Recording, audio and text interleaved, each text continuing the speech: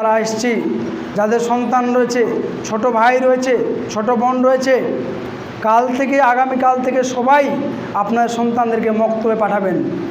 মক্তবে পাঠাতে হবে, কেননা আজকে মক্তবগুলো বন্ধ হওয়ার জন্য আমাদের সন্তানরা বেয়াদব তৈরি হয়ে গেছে। আমাদের সন্তানরা ভালো কথা বুঝতে শেখে না, আমাদের সন্তানরা বাবা মাকে সম্মান দিতে শেখে না, আমাদের সন্তানরা পাড়া প্রতিবেশীর সঙ্গে কীভাবে ব্যবহার করতে হয় সেটা শিখে না, কীভাবে কাপড় চোপড় পরতে হয় সেটাও জানে না। কেন? মক্তবে সে কোরআনের শিক্ষা পায়নি, হাদিসের শিক্ষা পায়নি। আল্লাহ রসুল সাল্লাল্লাহু আলাইহি ওয়াসাল্লাম বলছেন, তিরমিজির 318 নম্বর হাদিস, যে তলাবুল ইলমি ফারিজাতুন আলা কুল্লি মুসলিম, প্রত্যেক মুসলিম নর নারীর জন্য জ্ঞান অর্জন করা ফরজ। তো কোন জ্ঞান অর্জন করা ফরজ? প্রথমত হলো কোরআনের জ্ঞান অর্জন, দ্বিতীয়ত হাদিসের জ্ঞান অর্জন, তৃতীয়ত আপনি ডাক্তার বানান সন্তানকে কোনো বাধা নেই, আপনি ইঞ্জিনিয়ার বানান কোনো বাধা নেই, আপনি ব্যারিস্টার বানান তাও কোনো বাধা নেই, আপনি সন্তানকে সব শিক্ষা দিন, কিন্তু প্রথমত আপনার সন্তানের ব্রেনে যে শিক্ষাটা দিতে হবে সেটা হচ্ছে আল কোরআনের শিক্ষা, রাসূলুল্লাহ সাল্লাল্লাহু আলাইহি ওয়াসাল্লামের হাদিসের শিক্ষা। যদি তার মধ্যে এই জ্ঞানটা থাকে, সে কোরআনের আয়াতে পড়েছে হুমা জান্নাতুকা ওয়া নারুকা, তোমার বাম্মাই তোমার জান্নাত, তোমার বাম্মাই তোমার জাহান্নাম, সে বুঝতে পারবে যে আরে বাম্মার সঙ্গে যদি আমি খারাপ ব্যবহার করি আমাকে জাহান্নামে চলে যেতে হবে, আর বাম্মা যদি আমার উপরে কোনো বদদোয়া করে দেয় সঙ্গে সঙ্গে সেটা আল্লাহ সুবহানাহু ওয়া তাআলা কবুল করে নেবেন। এই জন্য বাবা মাকে সম্মান দিবে, কিন্তু বাবা মাকে সম্মান দেয় না কেন? আজকে এই জ্ঞানটুকু নেই যে বাবা মাকে সম্মান দিতে হয়। তোমরা তোমাদের বাবা মার সামনে এই শব্দটিও করে যাবে না। অনেক সময় বিরক্ত বোধ করে বললে এই শব্দটুকু বলে যাবে না। আল কোরআনের আয়াত রয়েছে যে এই শব্দটুকু আপনি বলতে পারবেন না বাবা মার সামনে। তাহলে আমাদের কোরআন পড়তে হবে, কোরআন জানতে হবে, কোরআন বুঝতে হবে। এর জন্য প্রথম যেটা হাতিয়ার সেটা হচ্ছে মক্তব। যদিও পৃথিবীর ইহুদি খ্রিস্টানরা এই মক্তব সিস্টেমকে উঠিয়ে দেওয়ার জন্য একটা গভীর চক্রান্ত চালাচ্ছে আমাদের অজান্তেই, আমরা হয়তো বুঝতে পারছি না। তারা চায় যে ইসলামের কৃষ্টি কালচার, ইসলামিক শিষ্টাচার, ইসলামিক যে সমস্ত শিক্ষা সেগুলো মুসলিমদের পরিবার থেকে বিলীন হয়ে যাক, আর আমরা যেটা তাদেরকে শিক্ষা দিব সেটাই তারা গ্রহণ করুক। এই জন্য তারা কবিতা লিখেছে, ওই কনভার্ট ইউর চিলড্রেন্স, আমরা তোমাদের সন্তানদেরকে রূপান্তর করে দিব। সন্তান পালন করবেন আপনি, কিন্তু সন্তানের ব্রেন হবে ইহুদিদের মতো। সন্তান আপনার, কিন্তু লালন পালন করবে তারা, তাদের চিন্তা ভাবনায় তারা চলবে। আজকে আমাদের সন্তানরা চলছে না পাবজি, ফ্রি ফায়ারে, ফেসবুকে, ইউটিউবে, গান বাজনা, সিনেমাতে, শফিকের ভিডিওতে, আরও বিভিন্নভাবে সন্তান আপনার, কিন্তু আমাদের সন্তানদের ব্রেনকে কন্ট্রোল করছে কারা? পৃথিবীর ইহুদি খ্রিস্টানরা। অথচ সারা পৃথিবীতে মাত্র 1.5 কোটি ইহুদি, তারা এত শিক্ষিত, এত পড়াশোনা করে আমাদের সন্তানদেরকে সবাইকে মোবাইল ধরিয়ে দিয়েছে। আর ওরা কি করেছে? ওরা সন্তানদেরকে 20 বছর আগে মোবাইল দেয় না। মার্ক জাকারবার্গের সাক্ষাৎকার পড়ে দেখুন, তিনি বলছেন আমি আমাদের সন্তানদেরকে 20 বছর আগে মোবাইল দিই না। আর আমাদের ছেলেটা ক্লাস 5-এ পড়ে কোনো স্কুলে, হাই স্কুলে 6-এ পড়ে, মোবাইল না হলে স্কুল যাব না, মোবাইল না হলে প্রাইভেট যাব না। আর আপনি কি করলেন? মোবাইল কিনে দিলেন। মোবাইলে কি করছে এবার? পাবজি, ফ্রি ফায়ার, গান বাজনা, সিনেমা, সিরিয়াল, ফেসবুক, এই করতে করতে জীবনটা শেষ। পড়াশোনা শুধু ডিগ্রি হচ্ছে, বুদ্ধি বিদ্যা কিছু নেই। আমাদের সন্তান হচ্ছে কি হচ্ছে না? অবশ্যই হচ্ছে। আল্লাহ তাআলা বলছেন পবিত্র কোরআন, হাল ইয়াস্তাবিল্লাযিনা ইয়ালামুন আল্লাযিনা লা ইয়ালামুন, পৃথিবীর মানুষ শুনে রাখো, যারা শিক্ষিত আর যারা অশিক্ষিত তারা কি সমান হতে পারে? দিন আর রাত কি সমান হতে পারে? আলো এবং অন্ধকার কি সমান হতে পারে? কখনোই সমান হতে পারে না। যে ব্যক্তি শিক্ষিত সে একজন চক্ষুওয়ালা ব্যক্তি, তার চোখ রয়েছে। আর যে ব্যক্তি কোরআন হাদিস থেকে মূর্খ, কোরআন হাদিসের জ্ঞান নেই, সে একটা অন্ধ ব্যক্তির মতো। বাহ্যিকভাবে, আক্ষরিকভাবে তার চোখ আছে, চোখ দিয়ে সে সব দেখতে পাচ্ছে, কিন্তু তার অন্তরের চোখ খোলা নয়, সে অন্ধ। সে অন্ধকারের মতো জীবনযাপন করছে। কেন? সে আল কোরআন পড়াশোনা করে না, রাসূলুল্লাহ সাল্লাল্লাহু আলাইহি ওয়াসাল্লাম হাদিসের জ্ঞান অর্জন করে না। আল্লাহ রাসূল সাল্লাল্লাহু আলাইহি ওয়াসাল্লাম বলছেন, খায়রুকুম মান তাআল্লামাল কুরআনা ওয়া আল্লামা, তোমাদের মধ্যে উত্তম ব্যক্তি সেই, আমরা কি হয়েছি MA পাস করেছি উত্তম, মেম্বার হয়ে গেছে উত্তম, আরও অনেক কিছু চাকরি পেয়ে গেছে উত্তম।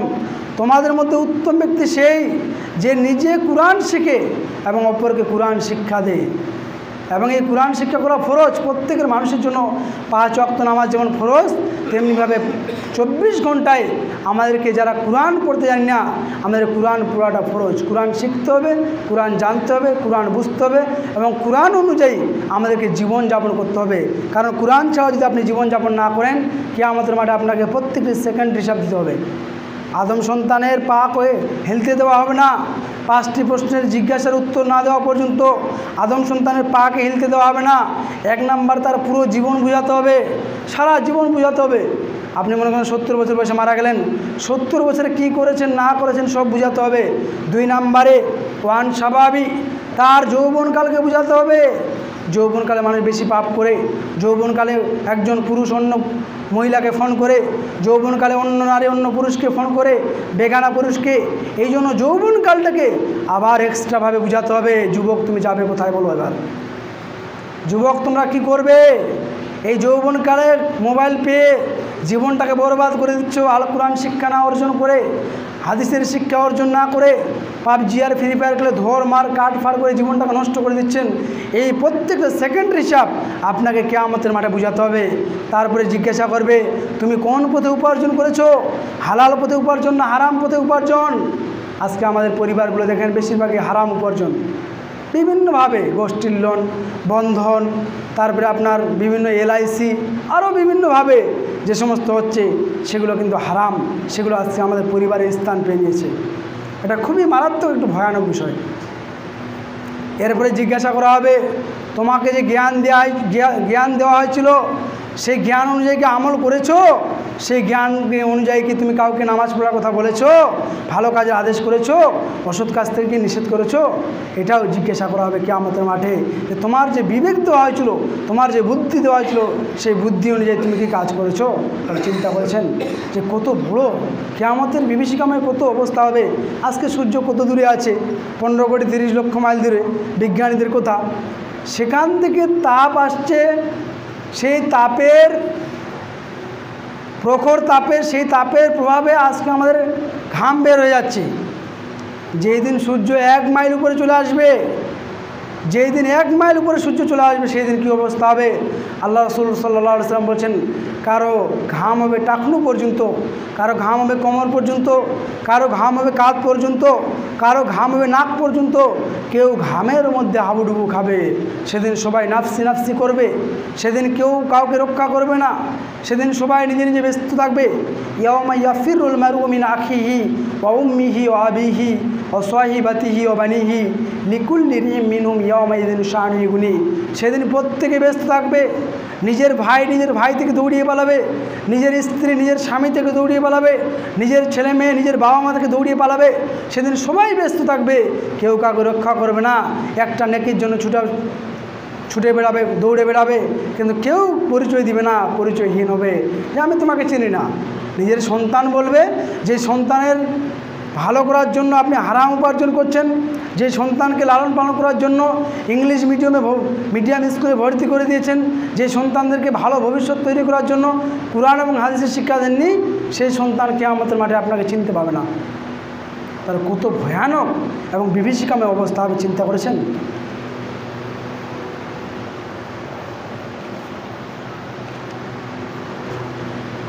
তাহলে আমাদের উচিত,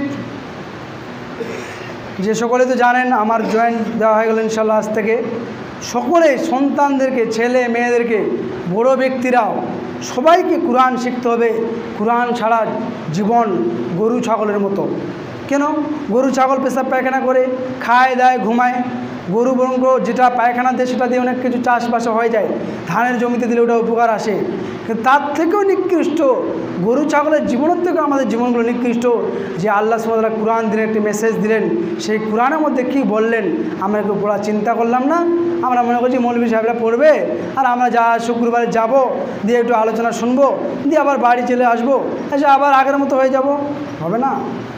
সবারই বিবেক রয়েছে, সবাইকে বিবেকের দাবি অনুযায়ী সবাইকে পড়াশোনা করতে হবে। যে কুরআন শিখনি কেন, আর যেই বাড়িতে কুরআন পড়া হয় না, অনেক বাড়িতে দেখেন আজ থেকে 10-15 বছর আগে আমাদের মা চাচিরা কিন্তু কুরআন পড়তো, সকাল ভোর টাইমে কুরআনের আওয়াজ চলে আসতো। এখন কিন্তু শিক্ষিত বেড়েছে, মাধ্যমিকের পাশের সংখ্যা বেড়েছে, MA পাশের সংখ্যা বেড়েছে, হায়ার সেকেন্ডারির সংখ্যা বেড়েছে, BA পাশের সংখ্যা বেড়েছে, কিন্তু বাড়েনি কি কুরআন শিক্ষার সংখ্যা। কুরআন শিখতে জানে না। যেই বাড়িতে কুরআন পড়া হয় না সেই বাড়িটা হচ্ছে কবরের মতো, বিরান মরুভূমির মতো, যে আর কোনো মূল্য নেই। আজকে আমাদের বাড়িগুলোতে বরকত নাই কেন? বরকত নেই কেন? কুরআন পড়া হয় না। আল্লাহ রাসূল সাল্লাল্লাহু আলাইহি ওয়াসাল্লাম বলছেন, কেউ যদি সূরা বাকারার শেষ 2 আয়াত পড়ে, কুরআনের শেষ 2 আয়াত যদি পড়ে সূরাতুল বাকারার, তাহলে তার বাড়িতে বরকত নাজিল হয়।